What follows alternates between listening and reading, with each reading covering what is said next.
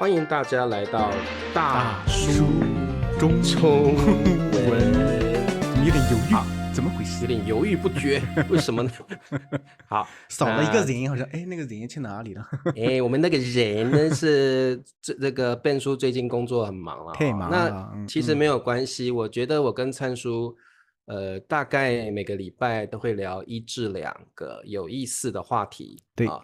那我觉得很多人在听我们礼拜3的播客，觉得很开心，有一些新东西学。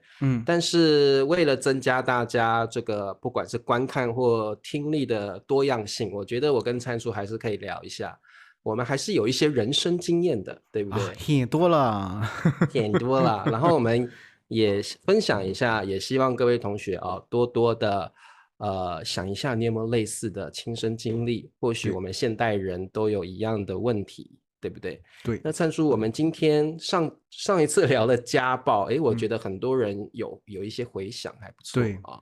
那这周呢，我们要聊什么？就是上周的话题有点沉重，确实。这周话题呢，它其实也不是特别开心，对呀，更沉重。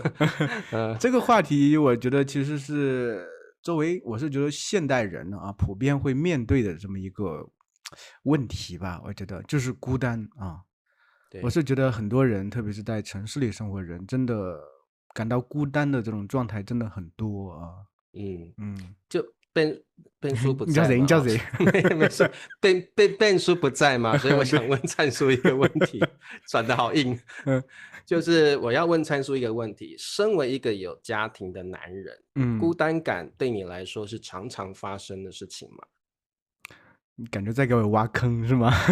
没，会偶尔可能我们心境会不同嘛。对，我其实能理解你这个意思。其实说实话，可能最近确实是我，因为我们大叔在做事情，然后确实还和我老婆和孩子的关系确实一天比一天好，确实最近没有孤单的感觉。但其实我结婚挺早的，我是13年的时候结婚了。其实在之前有很长一段时间，我觉得我是挺孤单的。就是结婚之后，因为我那个时候我老婆是在陕北工作，所以陕北离西安的话要坐大巴要6个小时还是7个小时。我们可能不是每个星期都能见面，她基本上要回来的话，可能隔1周才能见面，偶尔就是我上去。所以很多时候，虽然我结婚了，我还是一个人住的，我也会有很强的这种孤单感，这是一点。但是另外一点，其实就是他后来回来之后，我们的感情其实有时候我感觉吧，那一段时间好像相互不是特别理解。那段时间有时候我也是宁愿一个人待着，就虽然这个话不是很好听，但我是觉得是很诚实的面对自己。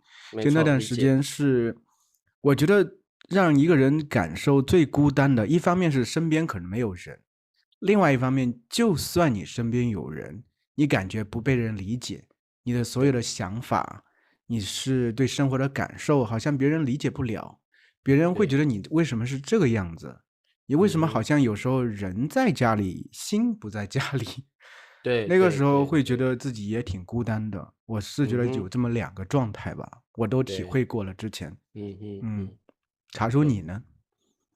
我觉得现代人会孤单是个很普遍的现象，我也不例外。对，特别我是单身。对，所以我刚才会想问灿叔这个问题，就是结婚的人，这样听起来，其实结婚的人在某些情境下，可能也会有孤单的感受。那以我单身的人来讲，我觉得孤单是非常常见的。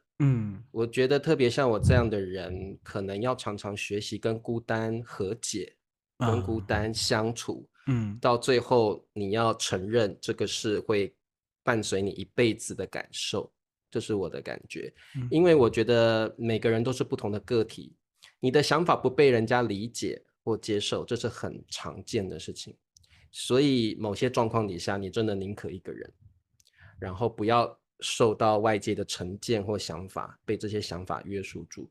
所以孤单感我觉得会有吧。然后特别是夜深人静的时候，你会特别强烈感受到孤单的感觉。我觉得现代人都聊什么忧郁症、抑郁症，有没有？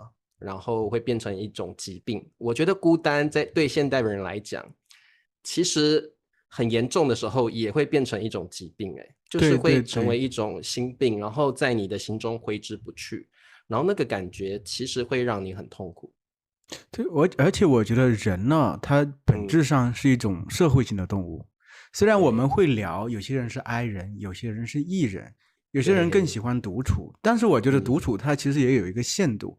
要是对常年让你独处，你永远没有和别人有任何交集，你也会很不舒服。就对，是适当的，你还是需要和人有交集。这个就嗯哼，是我那天和我老婆聊的这个话题，就是我老婆对是一个 I 人，她是相对是一个内向一些的人，她需对，要嗯哼，独处来充电。但是呢，嗯哼，她其实也不希望自己完全自己一个人独处，她希望对，和我和瑶瑶一起独处这种感觉。就哦，算比如嗯，说，她其实可能说，比如说搬到另外一个城市去生活的话，她也 OK。他其实也嗯哼，不说我一定要有很多社交，但是对，他就希望我们也和他在一起这种感觉。懂我，对我是觉得，虽然有些人会喜欢独处，喜欢更内向一些，但是嗯哼。孤单这种状态还是不会特别想拥有、面对，对不对？对，嗯没错。其实我就想到我小时候，因为嗯，我小时候父母亲都外出工作，对，然后我都一个人。那我哥哥比我大2岁，所以那嗯段时期有2、3年的时间，他是去小学读书，但是嗯我一个人在家里面的，啊，所以那时候特别会有孤单的感觉。那时候有一点奇妙，嗯，还会抱个枕头啦，或抱个小玩偶，就把它当做朋友。然后有有，晚上对，会真的，我小时候会这样。然后晚上睡觉的时候，孤单到我会给孤单取一个名字哦。嗯，之前聊的时候，我有说，我就对对，给它取名叫孤单感哦，就是我会跟他讲话，我会把嗯他想成一个具体的朋友，然后跟这种感觉说话。因为我觉得，如果我每天跟这种感觉相处，然后我不去正视它，嗯，那么可能我就会情绪会崩溃，或者是觉得孤单到难以承受。小时候就会有这种感觉，是所以有时候我觉得小时候的孤单也有那个时候的压力存在。所以有，我记得我小时候就会把我那种孤单的感觉叫孤单感，然后就跟他聊天，跟他交朋友，不然我不晓得怎么办。那时对。候小时候也不会去排解它，所以我觉得孤单真的是一种很强烈的感受。当这种感受来袭的时候，有时候你真的就像是毫无防备的人一样，没有嗯，武装的人一样，你就只能任它侵袭你的情绪跟你的感觉。所以我觉得想一想也是不知道如何去跟孤单感和解的人，真的生活上也是会很痛苦。其实我觉得和解都是一种被动的、无可奈何对的选择吧。说实话，对，因为你在嗯哼，那个情境下，你没有别的选择。茶叔，你刚才对说到自己小时候，我也想到我小时候，我也说过，我小时对候算是在一定程度上是一个留守儿童，就是对，跟我奶奶两个人，我奶奶又是和我没什么话，那基本上嗯，就是我一个人，一个人上学，走路很远的距离，然后呢，就是平常也自己一个人玩儿，因为我的同学都在镇上，村子里头对，基本那些小孩儿也不在一起玩儿，所以嗯哼，我是感觉好像都永远都是我一个人，我能想起很多画嗯哼，面都是我自己一个人。有时对，候我是没有孤单感这个朋友，想象的嗯朋友，哼哼，但我可能我嗯哼，脑子里肯定是有很多想象的别的东西，比如对说拿一些石头在那玩儿，或者是啊，暑假的时候就真的我那个时候每天都泡在水里，每天都去做最多一件事情就是钻到水里头去，然后捡石头，找不同的石头，哦，捡出来之后嗯嗯嗯再扔到很远的地方，然后就嗯哼，去看那些小鱼什么的，成天会做这些事嗯情，没有什么事情可以做，没有人陪嗯，伴我，对我感觉这些事情我们和孤单感和解其实是无可奈何的。其实对，人在一定程度上还是希望有个伴吧，我觉得真的是希望，不管是什么状态下的伴，哪怕对，然后不是精神的伴侣啊，也在现实生活中可能未必在一起，但是也能，比如像以前那种什么笔友啊等等，其实也是通过一啊，定的这个空间、一定的手段，在不同的空间联系在一起，对不对？对，我们之前还没错，讨论过这个游戏的这个状态，有些孩子对。感觉很孤单，得不到父母的理解，在生活中又交不到朋友，那在游戏的空间里头找到了朋友，其实也是一种陪伴吧，对不对？对，所以小孩子特别喜欢玩那个粘土。我小时候就是玩粘土，会跟粘土说话然后把粘土做成是我最喜欢看的卡通人物，然后就跟他说话，什么无敌铁金刚啦，或者是那种，然后就跟他说话，然后就会觉得比较没有那么孤单。其实今天聊这个主题，我觉得我昨天就是灿叔有给我一个故事了，然后我就会觉得特别的有共鸣。那特别有共鸣的原因是灿叔一开始给我的并不是文字的故事，而是灿嫂念的，我非常的惊艳。就是灿叔突然丢出一个音档说：“哎，茶叔你听听。”那我也就觉得，哎，那我就听听看吧，随便听听，能有什么东西？对，那个时候灿叔就是好像没什么那种感觉，若无其事的丢了给我，然后我就听。我一开始听大概前3分钟，我就真的，灿嫂的声音，我没有想到她这么会能够共情，能够念得这么到位。对，她的共情能力特别强，特别厉害。我不得不说，特别是因为这个故事内容可能我刚刚没有讲，就是在讲一个午夜咖啡馆的故事。对，就是很多孤寂的都市人，当他感到寂寞难耐的时候，他都会到这个午夜咖啡馆去点一杯咖啡喝，然后跟老板聊聊天，诉说自己寂寞的心情。对，那陆续会有一些喝咖啡的客人进来这家店，然后我就听到灿嫂娓娓道来，然后陈述这个故事。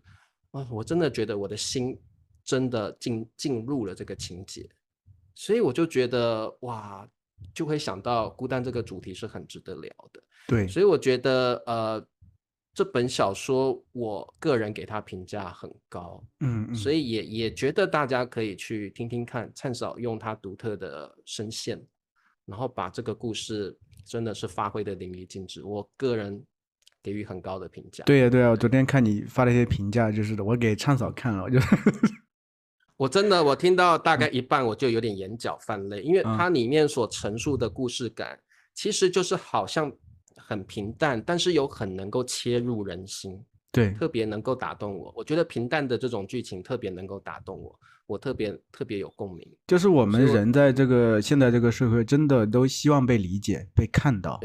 对，我仿佛可能我也是。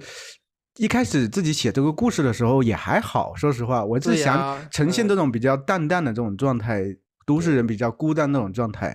等到灿嫂读出来之后，我听了一下，我觉得天哪，我完全不一样那种感觉，真的是不一样的那种感觉。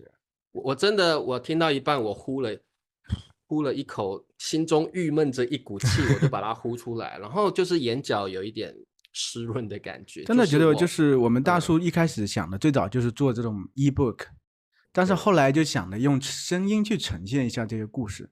当我发现真的用声音呈现的时候，你其实不只是在读故事的给大家听，是真的要进入这个故事。就像我之前读茶树那个闪烁的霓虹灯，我是真的进入了那个故事。我的一些心情的感受，就是女主角的心情的感受。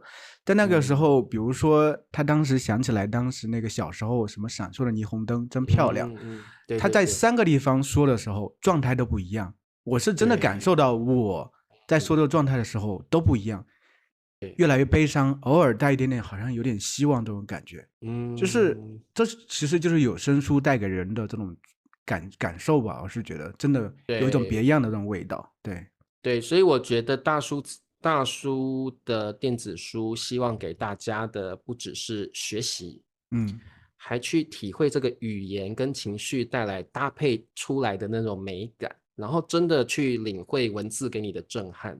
对，所以会希望能够带给大家这样的直观的感受所以大家不要把它当作单纯的电子书读一读就好了，希望带领大家进入文字的世界，对，然后感情的世界。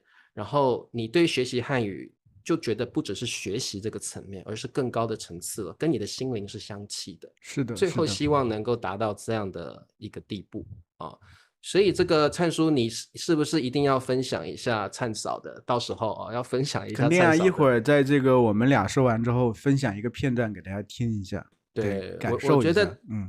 我觉得灿嫂这样的口吻，她的速度就是不快，但是你就觉得他就在那个咖啡馆里面他就是一个客人，然后看到这个情景在描述，哇，我觉得我很感动啊，所以我觉得大家真的喜欢灿嫂的这种声线，也喜欢这个故事的内容，觉得里面叙述的寂寞、孤单、和解是你的心情，那大家可以去购买这本书，然后支持我们。对，这本书我们定义为助眠，对不对？对，其实是助眠的书。但是我觉得很可以，因为我们人什么时候去深思，会去思考自己人生的问题，自己的人生课题，自己的情绪问题，都是在晚上睡觉前。对对，所以真的希望大家在这个时段听一听这个故事，思考一下你的人生到了什么阶段，然后就这样入眠。我觉得人生有时候在反省、反思的过程中，你会更踏实。所以我觉得，希望我们的有声书或电子书带给大家一个不同的人生体验，而不是只是学习文字而已。对对，这是我们的期望，希望能够达到这样的方式了哦。好，那么今天聊孤单，那也希望大家可以分享你的孤单心情，你是怎么想的？这是现代人的通病吗？不要说通病了啊，是普遍的一个状况吗？大家都可以留言告诉我们大叔啊。好，那我们今天就到这喽。如果你也喜欢这样，让大家再听一下这个听一灿嫂听，读的。我好喜欢。对，那如果大家也喜欢我们这种类型的小课题、人生小课题这样的播客，也请你们留言告诉我们，鼓励我们吧。如果我们需要鼓励。如果真的喜欢，我们就每个礼拜做一次这样的小课题。对，好，那我们大家就下次见喽，拜拜，拜拜。午夜咖啡店，天慢慢黑了下来，城市的灯也渐渐亮了起来。忙碌了一天的人们，终于可以放下手中的工作，走出办公室或是其他地方，回到家中。但是有些人却似乎并不着急回家，他们更愿意选择去城市里的某些角落，寻找一点属于自己的安静时光。在这座城市的某个小巷子里，就有这么一家安静的咖啡店，名字叫做夜光。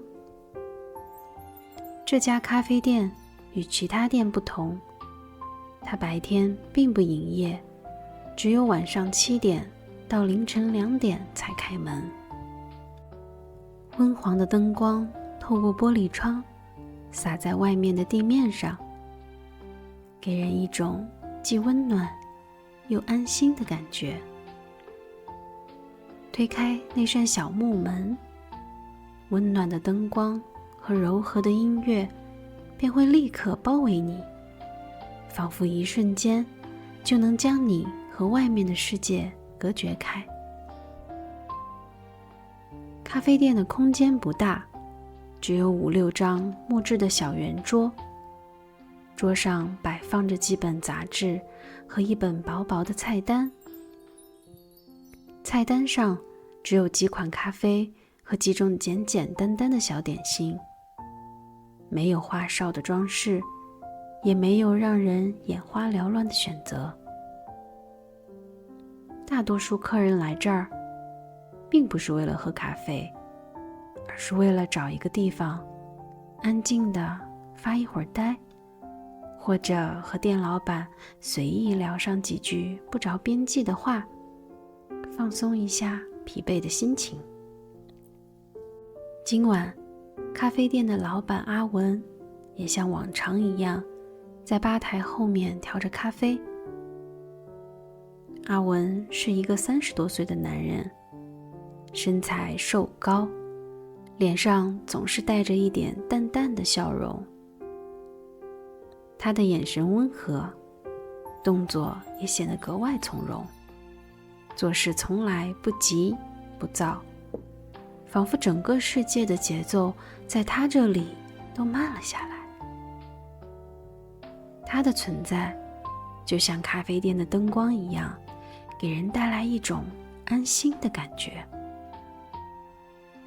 因为这种独特的氛围，很多客人都喜欢来这里坐坐，哪怕什么都不做，只是静静地待一会儿，也能让心情舒缓许多。时间刚过8点，店里还是有些空荡荡的。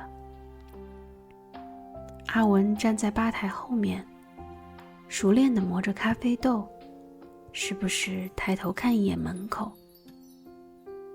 突然，门被轻轻推开了，一个身材娇小的年轻女孩走了进来。是小青啊，又来啦。阿文抬起头，看到来人，露出了一抹温和的笑容。